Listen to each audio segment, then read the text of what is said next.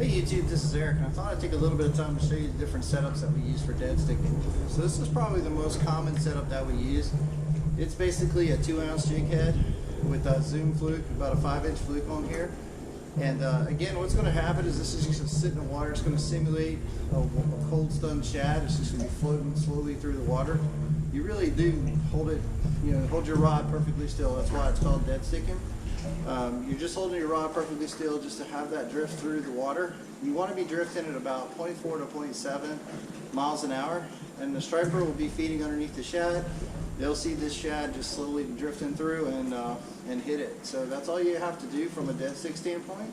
The other thing that you can do is you can also drop it all the way down to the bottom and just gently raise and lower just a couple of inches off the bottom, and just let that lure barely tap the bottom.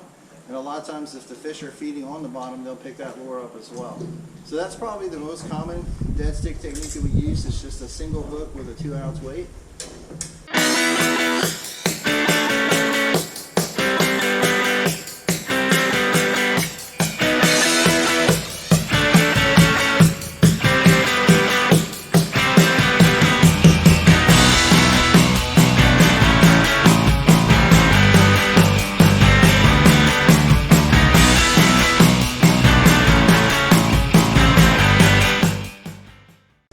If you do want to go with the Tandem Options, there's a couple different options. So RSR Lure actually makes these, they call them Little John jigs. They're named after Captain Michael Littlejohn from Lake Texoma. And what you can see is it's got a loop on the top and a loop on the bottom, so that you can attach a second jig. And in this case I used the Little John Special, which is about a 3/4 ounce, 1 ounce jig. And I've got this other one which is 1.5 ounces on the bottom. So you've got a good total of over 2 ounces to once again keep it right in the strike zone. The other thing that I've done a little bit different on this top one, if you can see this, is I actually have attached a stinger hook. So you can see there's a little treble right here.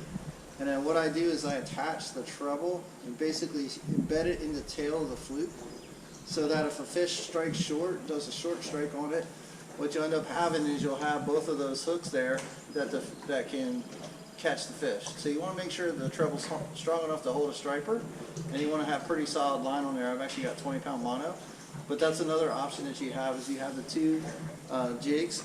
The other thing that some people do is they'll actually use a heavier jig up top and a lighter jig on the bottom, and then as they're moving, they'll actually hit their trolling motor and just give it a burst of speed.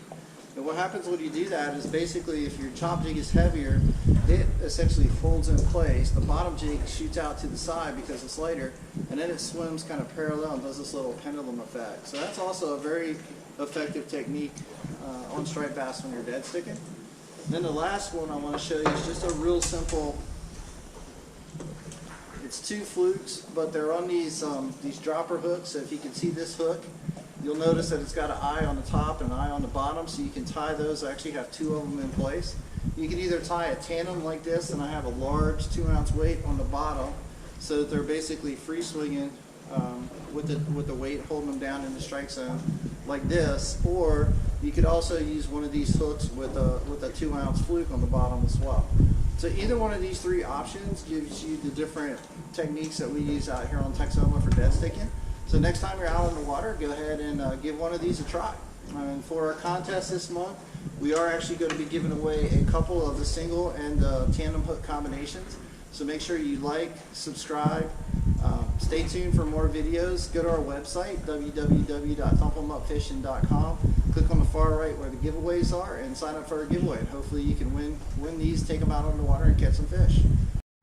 Alright YouTube, so this is what we're looking at. We're in 50 feet of water, and you can see our jigs. If I raise my rod up, you can see these 2 pieces right in that square rising up and down. But you'll notice it doesn't look like 2 pieces. There's about 6 or 8, and that's a fish. The fish are actually checking out these lures. They're not biting it right now. I think these are probably some smaller sandbass. But you can see that's all we're doing is we're dropping them down to the depth where we see the fish and just letting them sit there and just hanging on. And the wind's blowing us at about 0.6, between 0.4 and 0.6 right now, which is like the perfect speed to dead stick. So what we're trying to do is just keep our baits in the strike zone and wait and get these fish to bite. So we've been at it for a little bit, just got the first fish in the boat. Not a big monster, but yes sir. We got out here and headed to Monster, baby. headed north up towards Newberry Creek and stopped just south of the Highway 70 bridge. You can see I'm using this tandem rig like I talked about in the video. And what I've done actually is I took the tandem rig, I took the first jig, and I tied a stringer hook, a teaser hook on it.